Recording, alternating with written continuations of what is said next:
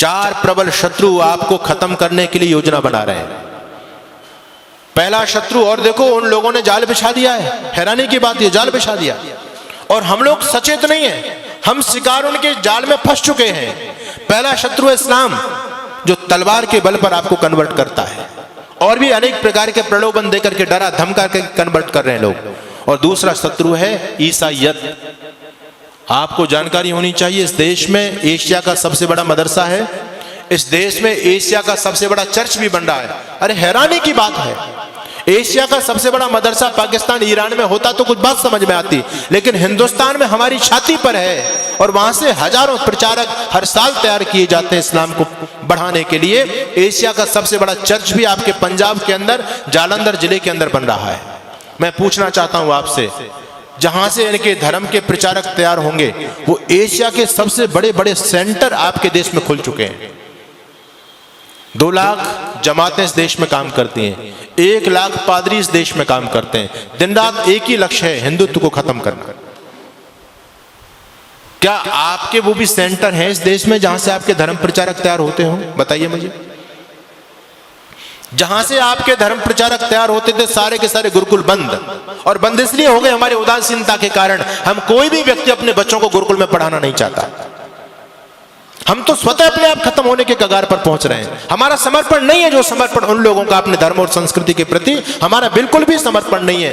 6500 विद्यार्थी वहां रहते हैं। मैंने कुलपति से पूछा, इनका खर्चा कैसे करते हो, निःशुल्क चलाते हो आप? कहते हैं स्वामी जी, हमारे यहाँ एक रिवाज है, हमारे यहाँ रिवाज है कि गरीब से गरीब मुसलमान यदि 200 रुपए कमाता है तो शाम को 20 रुपए पहले हमारे दीन के लिए निकालेगा, उसके बाद फिर 180 रुपए का प्रयोग करेगा, उसके बाद पैसा प्रयोग करेगा, वो पहले नहीं कर सकता। और हम कहीं दान मांगने के लिए नहीं जाते, परिवार के हिसाब से, परिवार में जितने मेंबर हैं महीने के हिसाब से सबका दशांश ऑटोमेटिक हमारे पास में आता है। कोई व्यक्ति महीने में देके जाता है, कोई 2 महीने में देता, कोई 6 महीने में देके जाता है, अपने आप देकर के जाते हैं। एक रिक्शा चलाने वाला व्यक्ति भी इस बात का ध्यान रखता है। उनका समर्पण आप देखो। आप खूब कोठी बंगले बना रहे हो, संपत्ति जोड़ रहे हो, लेकिन आपका भविष्य अच्छा नहीं है। वो लोग आगे बढ़ते चले जा रहे हैं। मैं आपको डराने के लिए नहीं कहता, मैं आपको सावधान करने के लिए आज बताना चाहता हूं। ईसाइयत इतनी चरम सीमा पर फैल रही है। पहले आदिवासी क्षेत्रों में थे ये लोग, अब विकसित राज्यों की तरफ, पंजाब हरियाणा जो सबसे विकसित राज्य हैं, उनमें लोगों ने डेरा जमा दिया है, पूरी तरह से डेरा जमा दिया। गांव की गांव हरियाणा के अंदर, कैथल जिले के अंदर एक गांव ऐसा है जो पहला गांव बन चुका है, और उस गांव के अंदर एक भी हिंदू नहीं बचा, सारे के सारे ईसाई हो गए, सारे के सारे ईसाई हो गए। 2 शत्रु प्रबल हैं जिन्होंने पूरी तरह से खत्म करने की योजना बना दी। यूरोप से आपको खत्म कर दिया, एशिया से आपको खत्म कर दिया। अब दोनों जो प्रबल शत्रु हैं आपके दुश्मन, ईसाइयत और क्रिश्चियनिटी, इन लोगों का ध्यान केवल भारत देश की तरफ है, और उन लोगों का ध्यान केवल आप हिंदू लोगों की तरफ है। दोनों में प्रतिस्पर्धा हो रही है कि कौन ज्यादा से ज्यादा हिंदुओं का सफाया करेगा, कौन इनको ज्यादा से ज्यादा ईसाई बना पाता है, या हम इनको मुसलमान बना पाते हैं। दोनों वर्ग बहुत बड़े टारगेट लेकर के आपके बीच में काम कर रहे हैं। तीसरा शत्रु है कम्युनिस्ट विचारधारा। ये इनसे भी ज्यादा घातक है, इनसे भी ज्यादा घातक इसलिए है कि हम इनको शत्रु समझते ही नहीं। क्रिश्चियनिटी और ईसाइयत को और इस्लाम को हम शत्रु मानते हैं, लेकिन ये जो कम्युनिस्ट विचारधारा है, ये अंदर अंदर देश की जड़ों को खोखला कर रही है। उनसे भी ज्यादा खतरनाक है। इनका नाम शमशेर खां और ये नहीं मिलेगा, इनके नाम आपके ही नाम मिलेंगे, मारकंडे काटजू। नाम सुनकर के आपको लगेगा कि ये तो कोई ब्राह्मण है, अपना ही भाई है। नाम आपके हैं उनके, और काम सारे के सारे हिंदुत्व को खत्म करने के। और ये तो एजेंडा सबने अपना लिया है। पहले ईसाई मिशनरी जब इस देश में काम करती थी तो पहले धर्म परिवर्तन करते थे, नाम बदला करते थे। अब वो लोग भी सतर्क और सावधान हो गए। वो लोग अब नाम नहीं बदलते, क्योंकि नाम बदलेंगे तो लोगों की आंख खुल जाएंगी, अरे हमारे इतने भाई कन्वर्ट हो गए, ईसाई बन गए। तो नाम वही रखते हैं, लेकिन अंदर से धर्म परिवर्तन करा देते हैं, जिससे हम लोग गफलत में सोते रहे। आप लोगों ने छत्तीसगढ़ के मुख्यमंत्री होते थे, नाम था अजीत जोगी। नाम सुनकर के आपको क्या लगता है जी, कौन होगा? अजीत जोगी। आपको लगेगा कि हमारे आदित्यनाथ योगी का ही भाई होगा अजीत जोगी को। नाम हिंदुओं जैसा उस व्यक्ति का, लेकिन व्यक्ति कौन था? ईसाई, पक्का ईसाई। उस व्यक्ति ने सत्ता में रहते रहते लाखों लोगों को कन्वर्ट किया, और जब वो व्यक्ति मर गया तो ईसाई रीति रिवाज के द्वारा उसको दफनाया गया, उसका अंतिम क्रियाकलाप किया गया। मैं आपको बताना चाहता हूं, पंजाब के मुख्यमंत्री होते थे चरणजीत सिंह चन्नी, स्वाफा भी बांधते थे, साफा, लगते थे सरदार जी हैं, लेकिन कौन थे? क्रिश्चियन। यानी हम लोगों को गफलत में रखने के लिए, और मैं कहना चाहता हूं आपसे, एक व्यक्ति है इस देश में जिसको हमारे बहुत सारे भाई बंधु देश का प्रधानमंत्री बनाना चाहते हैं। नाम क्या है जी? राहुल गांधी। ठीक है, हो सकता मेरी बात से लोगों को कुछ मिर्च भी लगे। नाम है राहुल गांधी, लेकिन कौन है? धर्म से बताओ मुझे, क्या धर्म है उस व्यक्ति का? है वो ना मुसलमान ना ईसाई, वो तो वर्ण संकर खिचड़ी है। उसके दादा परदादा कभी मुसलमान थे, फिर उसकी मां ईसाई थी, वो हिंदू तो है ही नहीं। लेकिन हैरानी की बात यह कि हिंदू उसको प्रधानमंत्री बनाना चाहते हैं।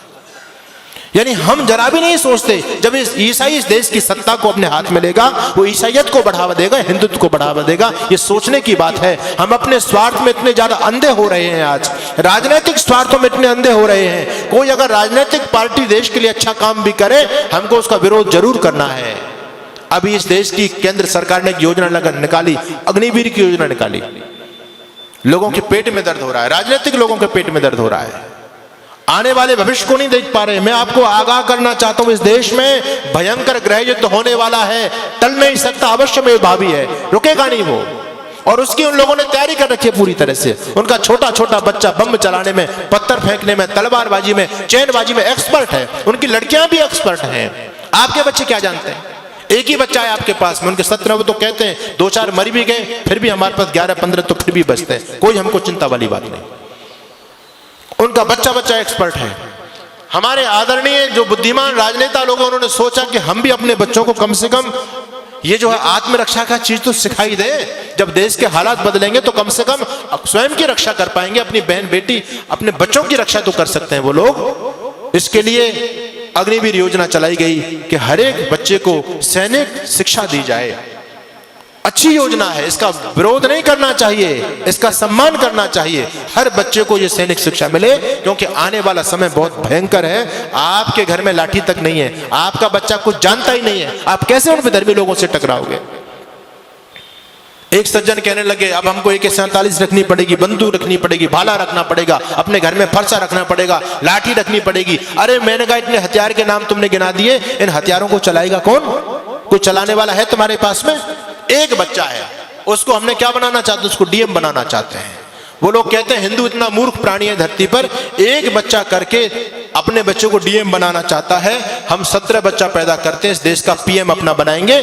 जिस दिन इस देश का PM हमारा बन जाएगा, DM कुछ नहीं बेचेगा, शासन हमारे हिसाब से चलेगा। क्या लोगों की योजना है? हमसे ज्यादा सोच रहे हैं वो लोग। आप एक बच्चा करके उसको सरकारी नौकर बनाना चाहते हैं, और वो 10 बच्चा पैदा करके सरकारी अपना बनाना चाहते हैं। बताओ किसकी योजना में ज्यादा दम है? हम तो कहीं नहीं ठहरे उनके सामने। उनका इतना समर्पण देखो। आपको मैं धन्यवाद करूंगा कि आज हमारे नौजवानों की संख्या है, यहाँ बच्चे भी आते हैं, बहुत कम उपस्थिति में आते हैं, लेकिन उनकी मस्जिद के अंदर आप जाकर के देखो कितने नौजवानों की फौज है वहां, क्योंकि वो उस काम को कंपलसरी समझते हैं। हम इस धर्म कर्म को, सत्संग को कंपलसरी नहीं समझते। हम तो ये समझते हैं ये हमारे काम का, बच्चों का क्या काम है इसमें, स्वयं हाथ हिलाते हुए चले जाते हैं। लेकिन वो लोग सारे के सारे समर्पित है अपने मिशन के लिए। इसलिए मैं आपके बीच में निवेदन कर रहा हूं, भयंकर आंधियां चलने लगी हैं, ज्वार को पैदा करो। मैं तो एक बात कहता हूं साहब, अब भाईचारे की बात बंद कर दो। अपने वजूद को, अस्तित्व को बचाना चाहते हो तो अब कट्टरता अपने अंदर पैदा करो। हम दुनिया से इसलिए खत्म हो गए, सारी उदारता की ठेकेदारी हम लोगों ने अपने ऊपर ले रखी है। बस तुम भाई भाई चिल्लाते रहे, वो तुमको चारा बना करके चाट गए। बड़ी हैरानी की बात है, आज भी लोगों की आंखें नहीं खुल रही हैं। ये राजनीतिक दल आपस में हम लोगों को लड़ा करके, ये तो नालायक लोग हैं, अपना उल्लू सीधा कर रहे हैं, लेकिन